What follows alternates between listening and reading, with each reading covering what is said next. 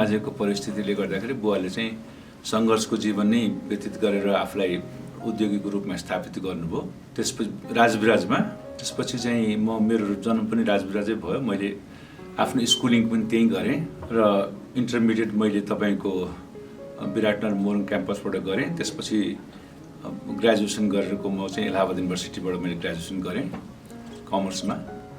र त्यही बिचमा मैले चाहिँ अलिकति मोरङ को क्याम्पसमा अलिकति भनौँ न स्टुडेन्ट पोलिटिक्समा पनि अलिकति इन्भल्भ हुने मौका पाएको थिएँ।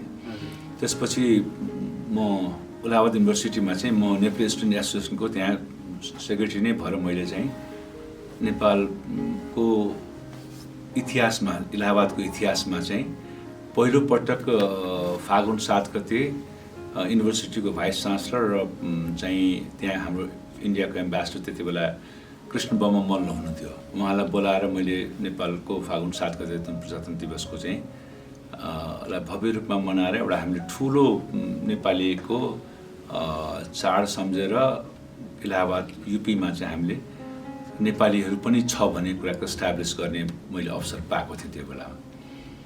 त्यसपछि म चाहिँ झन्डै त्यहाँबाट मैले ग्रेजुएसन गरिसकेपछि यहाँ होटल अन्नपूर्णमा मैले 2 वर्ष नोकरी गरेँ। त्यो अन्नपूर्णमा नोकरी गर्ने क्रममा चाहिँ मैले 2 वर्षपछि छोडेर एउटा रेस्टुरेन्ट पनि मैले रेस्टुरेन्ट पनि खोलेँ। तर रेस्टुरेन्टलाई मैले चाहिँ रत्न पार्कमा खोलेको थिएँ, कमेन रेस्टुरेन्ट भन्ने थियो त्यो मेरो नाम, अहिले पनि मलाई याद छ। त्यसपछि चाहिँ मलाई मेरो बुवाले चाहिँ तिमीले यहीँ मेरो काम गर्नुपर्छ भनेर मलाई, त्यति बेला बुवा ठेक्कापट्टा गर्नुहुन्थ्यो। म ठेक्कापट्टामा मलाई यहाँबाट उहाँले आफ्नो मेरो काठमाडौँबाट चाहिँ विस्थापित गरेर उहाँ राजविराज लग्नुभयो। र झन्डै मैले राजविराज गइसकेपछि जाने बित्तिकै त्यहाँ राजविराज जिससको इस्टाब्लिस हुने क्रममा चाहिँ संस्थापक उपाध्यक्षको रूपमा चाहिँ सुबोधराज प्याकुरेल संस्थापक अध्यक्ष हुनुहुन्थ्यो। उहाँको उपाध्यक्ष रूपमा चाहिँ मैले काम गर्ने अवसर पाएँ। त्यसपछि म त्यहाँ 78मा 1978मा म त्यहाँको अध्यक्ष भएँ, राजविराज जिससको अध्यक्ष भएँ, जिल्लाको अध्यक्ष भएँ। त्यही साल मेरो चाहिँ विवाह भयो, 2035 सालको कुरा हो। र म 36 सालमा नेपाल जिससको भाइस प्रेसिडेन्ट भएँ। र भाइस प्रेसिडेन्ट भएपछि म नेपालको बेस्ट भाइस प्रेसिडेन्ट भएर चाहिँ मलाई चाहिँ एवार्ड दियो। र जब म चाहिँ राजविराज जिससको प्रेसिडेन्ट थिएँ त्यति बेला साउथ इस्ट एसियाको बेस्ट लोम प्रेसिडेन्ट, लोकल अर्गनाइजेसन मेम्बर भन्छ लोम प्रेसिडेन्टलाई, लोमलाई एसियाको बेस्ट प्रेसिडेन्ट एवार्ड मैले त्यति बेला पाएको थिएँ। अनि त्यसपछि क्रमबद्ध रूपमा एक वर्षको मात्रै हाम्रो टर्म हुन्थ्यो। त्यसपछि हामीले 37 सालमा चाहिँ म एक्जिक्युटिभ भाइस प्रेसिडेन्ट भएँ नेपाल जेसिसको। बेस्ट एक्जिक्युटिभ भाइस प्रेसिडेन्टको मैले चाहिँ एवार्ड मैले पाएँ। त्यसपछि बिचमा चाहिँ म अलिकति जेसिसबाट अलिकति टाढा चाहिँ हुनु पर्यो। म एपोइन्टमेन्टहरू मैले पाएँ। म चाहिँ ठेक्कापट्टाको आफ्नो व्यवसाय चाहिँ ठेक्कापट्टामा लागिरहेको थिएँ। झन्डै 15 वर्ष मैले ठेक्कापट्टा गर्ने दरमियानमा उदयपुर सिमेन्ट फ्याक्ट्री इस्टाब्लिस गर्ने सिलसिलामा चाहिँ जुन नेपाल सरकार, त्यति बेला शेर्पा सरकार भनौँ न, शेर्पा सरकारले चाहिँ जापानको डोनेसनबाट चाहिँ उदयपुर सिमेन्ट फ्याक्ट्री गर्ने व्यवस्था गर्ने भनेर भनेपछि जापानिजहरू त्यहाँ चाहिँ जापानिजको टिमै बनाउन आएको थियो, डोनेसनमा भएकोले बनाउन आएको थियो। त्यति बेला त्यहाँ अलिकति 2046 सालको झन्डै के अरे 45-46 सालको कुरा हो। त्यति बेला चाहिँ त्यो ठ्याक्कै 45 सालमा चाहिँ 1988मा म नेसनल प्रेसिडेन्ट भएँ, राष्ट्रिय अध्यक्ष भएँ चाहिँ उसको नेपाल जेसिसको। राष्ट्रिय अध्यक्ष हुँदाखेरि पनि मैले चाहिँ साउथ इस्ट एसियाको चाहिँ पहिलोपल्ट नेपालमा सेमिनार गराएँ, जसमा कि राजा वीरेन्द्र बडा महारानी ऐश्वर्यलाई नै मैले चिफ गेस्ट बनाएर ल्याएँ। र एकदमै ठुलो ड्रग एब्युजको पनि ठुलो एउटा कार्यक्रम हामीले साउथ इस्ट एसियाकै कार्यक्रम मेरो पालामा, किन हाम्रो जेसिसको जम्मा 1 वर्ष मात्रै टाइम हुन्छ, 1 वर्षमा मैले त्यो काम दुईटा ठुलो रिकगनाइज गर्ने काम चाहिँ एसियाको बेस्ट काम मैले गरेँ। त्यति बेला पनि मलाई आउटस्ट्यान्डिङ नेसनल प्रेसिडेन्टको रूपमा रिकगनाइज गरियो। ठ्याक्कै मैले प्रेसिडेन्टसिप सकिने बित्तिकै उदयपुर सिमेन्टको तपाईँको अलिकति त्यहाँ डिस्प्युटहरू थियो त्यहाँको लोकल पिपलको, किनभने 46 सालको आन्दोलनको तयारी थियो कि त्यो आन्दोलनको तयारीमा त्यहाँ चाहिँ त्यहाँको जनताहरूले उदयपुरको त्यो सिमेन्ट फ्याक्ट्री बनाउने सिलसिलामा त्यहाँको जापानिजहरूलाई चाहिँ पिटेर भगाए त्यहाँबाट। त्यो भागिसकेपछि त्यो उदयपुर सिमेन्ट फ्याक्ट्री त्यहाँ नबन्ने भयो। अब यसलाई कसरी चाहिँ यो यति ठुलो फ्याक्ट्री जति नेपालमा त्यस्तो सिमेन्ट फ्याक्ट्री पहिलोपल्ट आउँदै थियो, कसरी इस्टाब्लिस गर्ने भन्ने सिलसिलामा चाहिँ अब कसले यसलाई चाहिँ निगोसिएट गर्छ बिट्विन पब्लिक र उसको बिचमा, के अरे जापानिजको बिचमा भन्ने कुरा आउँदाखेरि संजोगले त्यति बेला अशोक श्रेष्ठ हेटौडाको उहाँको ठेकेदार हुनुहुन्थ्यो। उहाँले चाहिँ कुशकुमार जोशी मार्फत मलाई चाहिँ, मेरो ज्वाइँ हो कुशकुमार जोशी, उहाँले चाहिँ किशोर दाईलाई निगोसिएटर राखेर हामीले काम गरौँ भनेपछि मैले राजविराजबाट उदयपुर मतलब गाईघाट चाहिँ रेगुलर रूपमा मैले 3 महिनासम्म त्यहाँ रेगुलर गएर मैले त्यहाँको जनतालाई त्यहाँको इम्पोर्टेन्स उदयपुर सिमेन्ट फ्याक्ट्रीले के गर्छ त, कतिको उत्पादनले देशको आर्थिक अवस्था कसरी हुन्छ, देशलाई कसरी चाहिँ रोजगारी दिन्छ यहाँको जनतालाई, र यहाँको जनताको जीवनस्तर कसरी उठाउँछ भन्ने कुराको जानकारी दिनको लागि मलाई 3 महिना झन्डै लाग्यो। पोलिटिकल मान्छेलाई पनि सम्झाउन र त्यहाँको जनतालाई पनि बुझाउन। अन्तिममा चाहिँ तिनीहरू मानेपछि निगोसिएट गरेर जापानिजहरूलाई फेरि मैले रिइस्टाब्लिस गराएँ त्यहाँ। त्यो रिइस्टाब्लिस गर्ने चक्करमा चाहिँ जापानिजहरूले मलाई रिकगनाइज गरेर तपाईँको चाहिँ यति तपाईँले सहयोग गर्नुभयो भनेर भनेपछि उसले मलाई एउटा टोकन दिने, एउटा सर्ट अफ अब कति पैसा थाहा छैन, एउटा टोकन दिने मलाई चाहिँ ब्रिफ केसमा एउटा पैसा दिने उसले दिएको थियो। अनि मैले त्यो पुरस्कार चाहिँ उसको रिफ्युज गरेँ भन्नु पर्यो। मैले के भने मैले पुरस्कार लिनको लागि काम गरे होइन, म व्यवसायी हुँ, तँलाई त पनि व्यवसाय भएर आएको छ, तैँले कुनै व्यवसाय दिन सक्छस् भने पर व्यवसायमध्ये मैले पैसा लिनु भने पैसा रिजेक्ट गरेपछि दे आर सो ह्याप्पी कि छक्क पऱ्यो कि यस्तो पनि मान्छे हुँदो रहेछ नेपालमा। त्यसपछि मेरो चाहिँ उद्योगको कारोबार सुरु भयो। उसैले मलाई इनिसिएट गर्यो कि मलाई यहाँ चाहिँ ह्युम पाइप थुप्रै चाहिन्छ, त्यो ह्युम पाइपको उद्योग लाहानमा तिमी सुरु गर, म तिमीलाई हेल्प गर्छु भनेपछि उसको इन्सपिरेसनमा मैले पाइप फ्याक्ट्री बसाएँ र मैले त्यहाँबाट आफ्नो जीवनको चाहिँ एउटा लाइन जुन कन्ट्र्याक्टरबाट सानो मिडल क्लास कन्ट्र्याक्टर थिएँ म। त्यसपछि मेरो टर्न त्यहाँ भयो। त्यसपछि म चाहिँ त्यहाँ उदयपुर सिमेन्ट फ्याक्ट्रीको प्रोजेक्ट सकिएपछि 50 साल झन्डै मोटामोटी 50 सालमा सकिएपछि चाहिँ मैले त्यहाँ अब अर्न गरेको पैसालाई अझ म एक्सटेन्सन गर्छु भन्ने हिसाबले मैले साथीहरूसँग अलिक मिलिकन मैले विराटनगरमा गार्मेन्ट उद्योग खोलेँ। त्यति बेला गार्मेन्टको धेरै ठुलो उद्योग खोलेँ। त्यति बेला चाहिँ गार्मेन्ट र फार्मास्युटिकल उद्योग खोलेँ मैले।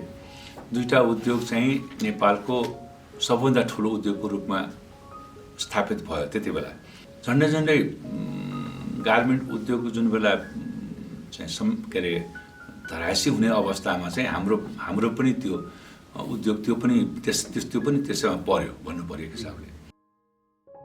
त्यसले गर्दाखेरि मैले दुवै उद्योगलाई त्यो ब्याङ्कको प्रेसरले गर्दाखेरि दुवै उद्योग हाम्रो इम्बार्गो भयो, त्यहाँ अमेरिकामा हाम्रो सामान गयो, पैसा आएन, धेरै समस्याहरू भयो।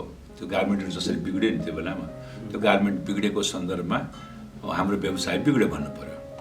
बिग्रेर हामीले त्यहाँ चाहिँ मैले 3वटा उद्योग लगाएको थिएँ। एउटा इन्डिपेन्डेन्ट उद्योग मैले आफ्नो मेरो पाइप फ्याक्ट्री लाहानमा थियो, त्यहाँ पनि लगाएको थिएँ। विराटनगर त्यति बेला थिएन कसैको पनि, विराटनगरको व्यापार पनि मेरो थियो। त्यो दुईवटा उद्योगलाई मैले चाहिँ अन्तिम अवस्थामा मैले बेचेर सबै लोनहरू मैले क्लियर गरेँ, क्लिन चिट भएर चाहिँ अब बसेँ। त्यसपछि मेरो चाहिँ त्यहाँको दुईवटा उद्योग जुन पाइप र पोलको उद्योग थियो र त्यसपछि मैले चाहिँ लाहानलाई नै वृद्धि गर्ने चक्करमा चाहिँ लाहानमा दुईवटा पाइपको एउटा अझ थपेँ र एउटा पोलको उद्योग थपेँ।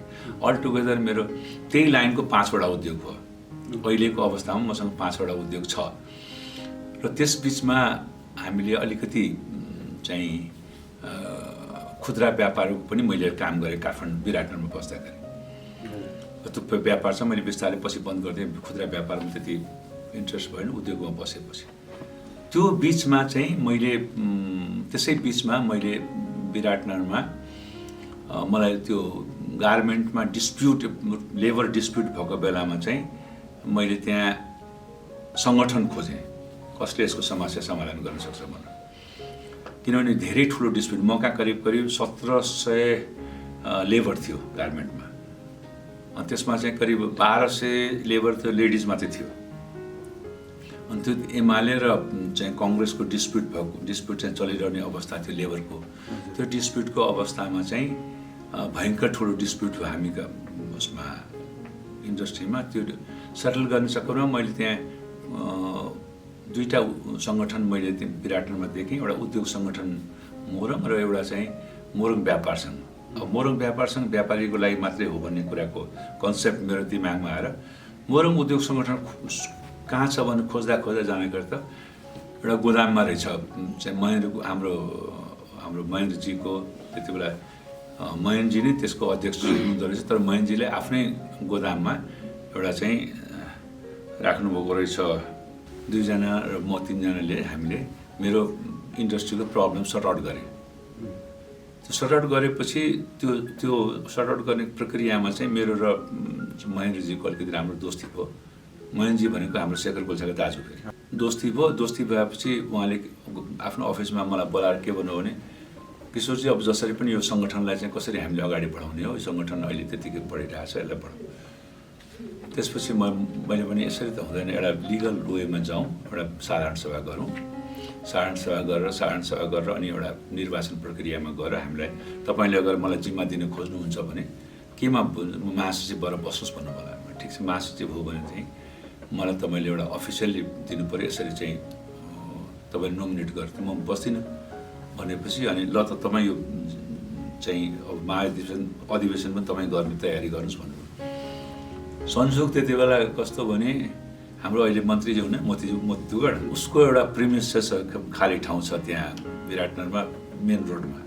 मैले मोतीलाई भने कि मोती मलाई चाहिँ भाइ जस्तो मान्छे, त्यो ठाउँ स्पेस दियो। हुन्छ दाइ भनेर उहाँले पनि स्पेस दियो। त्यहाँ पण्डाल लगाएर मैले त्यति बेलाको तत्कालीन सूर्यबहादुर थापा हुनुहुन्थ्यो प्रधानमन्त्री, उहाँलाई बोलाएर साधारण सभा उद्घाटन गराएर हामीले त्यहाँ चाहिँ मलाई चाहिँ महासचिवमा निर्वाचित गरेर मलाई उहाँ अध्यक्ष रिपिट गर्नुभयो।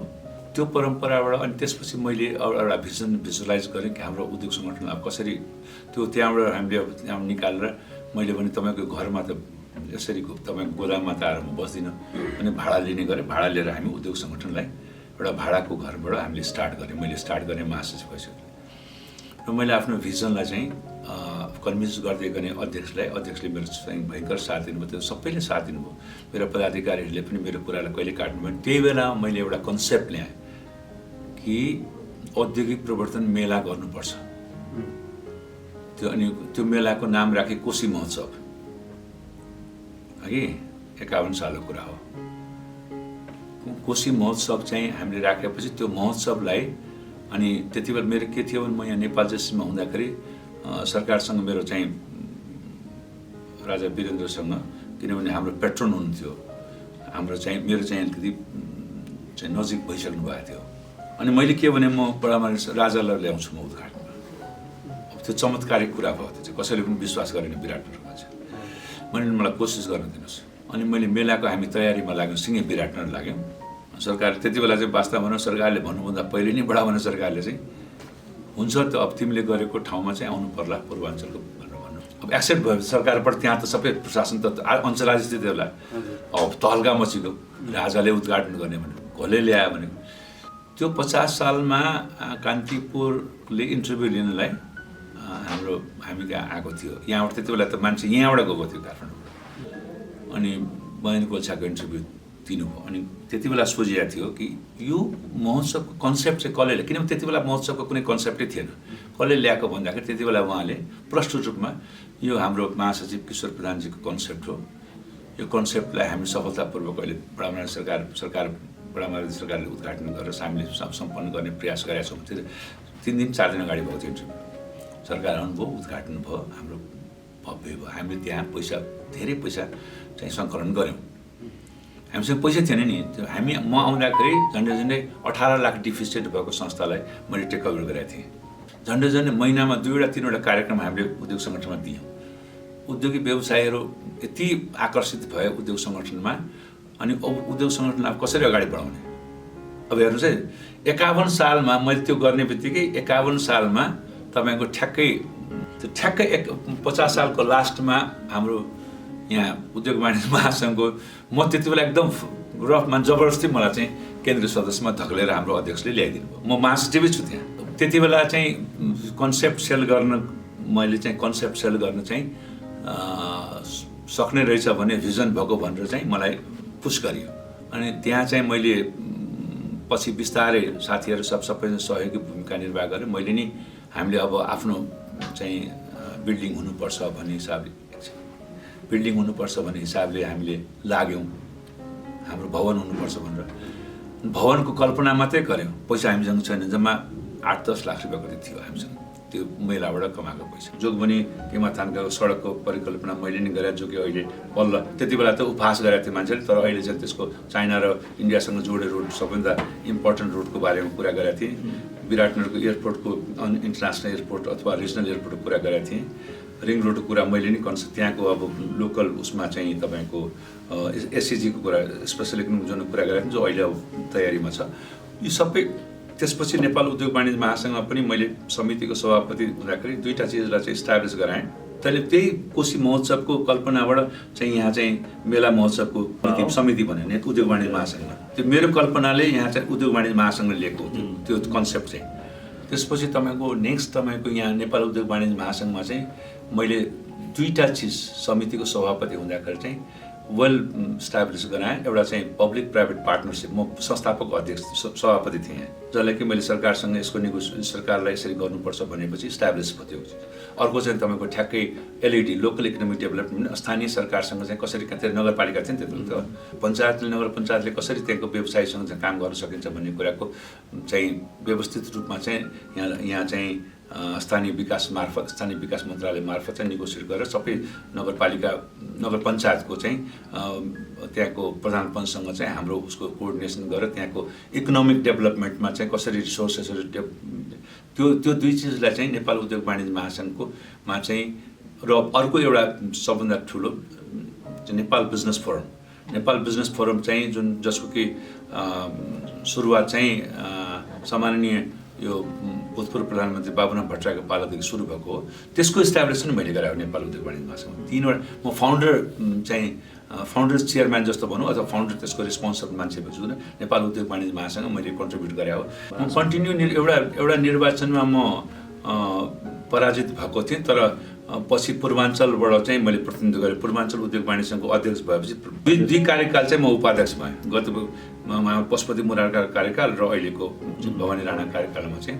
अब एउटा कुरा पहिलेको चाहिँ अध्यक्षहरूसँग वास्तवमा भन्यो भने त्यति बेला सुरुमा त एकदमै डिसिप्लिन र संस्थागत रूपमा चाहिँ तौर तरिका थियो। अहिले बिचमा चाहिँ अलिकति हामीले सबै अध्यक्षहरू चाहिँ सबै सहज हुँदै पनि चाहिँ अलिकति कार्यक्रममा र कार्यमा असहजता अलिकति बिचमा हाम्रो नआएको होइन।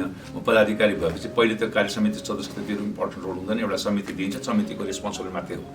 तर जब एक्जिक्युटिभ पावरको रूपमा जब 2 कार्यकाल आउँदाखेरि चाहिँ वातावरण चाहिँ धेरै हामीले फेस गर्नु समस्या भयो। तर त्यसलाई हामीले 2टै अध्यक्षको नेतृत्वमा जो उहाँले सफल नेतृत्व गर्नुभयो, हाम्रो चाहिँ भवानीजी र हाम्रो पशुपतिजीले त्यो नेतृत्वलाई चाहिँ मैले पूर्ण रूपमा सहयोग गरेर उसलाई इस्टाब्लिस गर्ने आफ्नो क्षमताले गर्न सक्ने मैले गरेँ।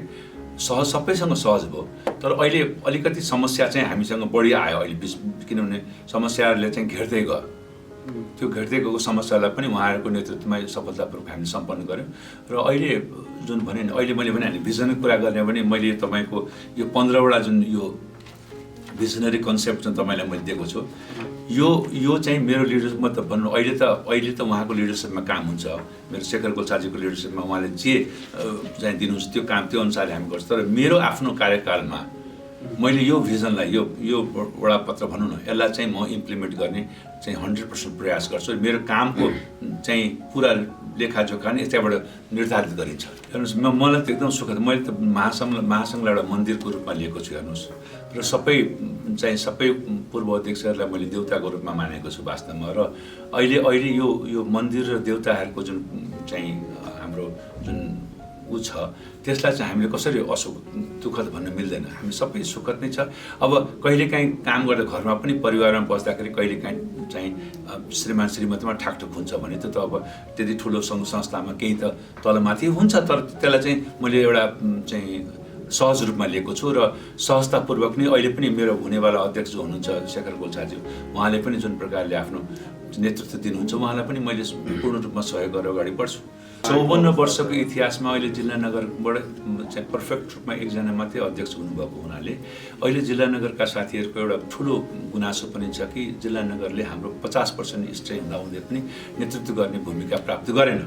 मैले त्यो साथीहरूलाई भनेको छु अहिलेको मौका तपाईँहरूले चाहिँ गुमाउनु भएन, होइन अहिले मौका केही कारणवश तपाईँहरूको चाहिँ गुमाउने त्यो स्थिति भयो भने फेरि 50 वर्षमा हामीले कुर्नुपर्ने अवस्था हुन्छ। त्यस कारणले यो अपर्च्युनिटीलाई एक्चुअली प्रिभेल गर्नुहोस् ताकि तपाईँहरूको पनि लाइन चाहिँ क्लियर हुन्छ, तपाईँहरूको नेतृत्व गर्ने सम्पूर्ण भूमिकाहरू छ त्यसलाई पनि हामी अगाडि बढाउन सक्छौँ। किनभने जिल्लासँग भएको स्ट्रेन्थलाई चाहिँ हामीले रियल सेन्समा युटिलाइज गर्न सकेका छैन भन्ने कुराको अनुभव जिल्लाबाट आएको हुनाले मैले बार गरिरहेको छु। त्यो अनुभवको आधारमा चाहिँ अहिले हामीले अगाडि बढ्ने सोच बनाएका छौँ। अहिले के छ भने मैले एउटै कुरा हामीले गर्नु बाँकी छ, एकै दिनमा सबै चिज हुँदैन। यहाँ सबभन्दा ठुलो कुरा देख्नु भने सुदृढीकरण र शुद्धिकरण भन्ने कुरा छ। अहिले के छ महासङ्घलाई स्ट्रेन्थिङ गर्ने र प्युरिफाई गर्ने। कसरी गर्ने भने इन्टरनेसनल लेभलमा नेसनल लेभलमा जुन प्रकारको अहिले इमेजलाई हामीले चाहिँ अलिकति चाहिँ स्ल्याक भएको देखेका छौँ, विभिन्न सङ्घ संस्थाहरू खुलेर हाम्रो संस्थालाई अलिकति पछाडि पर्या हो कि भन्ने अनुभव साथीहरूलाई पाओस्। त्यो अनुभवलाई विश्वासको आधारमा बढाएर चाहिँ सरकारसँग एउटा क्षमता देखाउन सक्ने, जस्तो कि अहिले भनौँ धेरै समस्याहरू छन्। अब अहिले पनि तपाईँहरूले करको समस्या जहाँको त्यहीँ छ, चाहिँ ब्याङ्कको समस्या जहाँको त्यहीँ छ। अहिले पनि तपाईँको विभिन्न किसिमको प्रादेशिक सरकारदेखि लिएर स्थानीय सरकार र चाहिँ केन्द्र सरकारको भूमिका त्यति प्रष्ट भइसकेको छैन। यो सबैको अवस्थालाई ध्यानमा राख्दाखेरि हामीले के गर्नुपर्छ भने हामीले चाहिँ बिचको काम होइन, हामीले ठोस काम गर्नुपर्छ। मेरा केही मित्रहरूले चाहिँ म पुलको काम गर्छु भनेर भन्नुभएको छ। पुलको काम गरेर हुँदैन।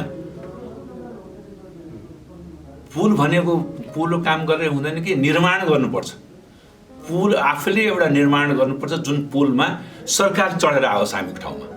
हामीले चढेर जाने उहाँ होइन, सरकारले चढेर व्यवसायको चाहिँ त्यो पुलबाट आओस् र सरकारले व्यवसायलाई सम्मान दिन सकोस्। जस्तो अहिले एउटा सबभन्दा ठोस कुरा तपाईँलाई के भन्छु भने हामीले अहिले चाहेको चाहिँ आफ्नो सम्मान हो जो हाम्रो अध्यक्षको चाहिँ अहिलेको प्रोटोकलमा हेर्नुहोस्, नेपाल सरकारको प्रोटोकलमा कहीँ हामी छैनौँ। प्राइभेट सेक्टर हामीसँग चाहिँ सबै तपाईँको के अरे ट्याक्स उठाउने, हामीसँग चाहिँ अर्थतन्त्र चलाउने, हाम्रै पैसाले सरकारले चाहिँ सरकारको कर्मचारीको तलब खुवाउने, अनि हाम्रो इज्जत चाहिँ कहाँ?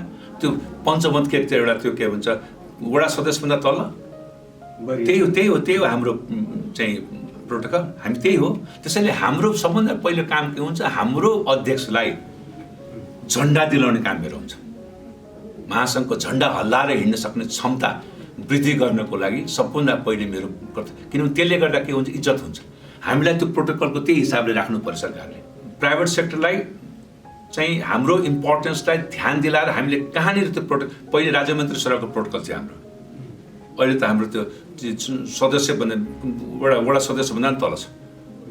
त्यो पनि हो, त्यो पनि हो। हामी चाहिँ देशको सबभन्दा ठुलो चाहिँ इम्प्लोइ जेनेरेट गर्ने मान्छे, इन्डस्ट्री रेभिन्यू दिने मान्छे, हाम्रो रेभिन्यूले सँग अर्थतन्त्र चल्छ, अनि हाम्रो प्रोटोकल चाहिँ सबभन्दा त्यो चिज जबसम्म सरकारलाई हामी बुझाउन सक्दैनौँ सरकारसँग, तबसम्म हामी लडिरहन्छौँ। हाम्रो सबभन्दा ठुलो उद्देश्य नै त्यही हो। जब त्यो भएपछि त्यो पुल हामीले बनाउँछौँ, हामीले हामीले पुलको काम गर्ने हो भने कि पुल बनाएर हामीले त्यसलाई चाहिँ त्यसमा चढेर हिँड्नुपर्ने स्थिति हुन्छ। त्यही हामीले गर्नुपर्छ र त्यो नगरिकन चाहिँ उद्योग वाणिज्य महासङ्घको भविष्य अथवा हाम्रो नेतृत्व सफल हुँदैन।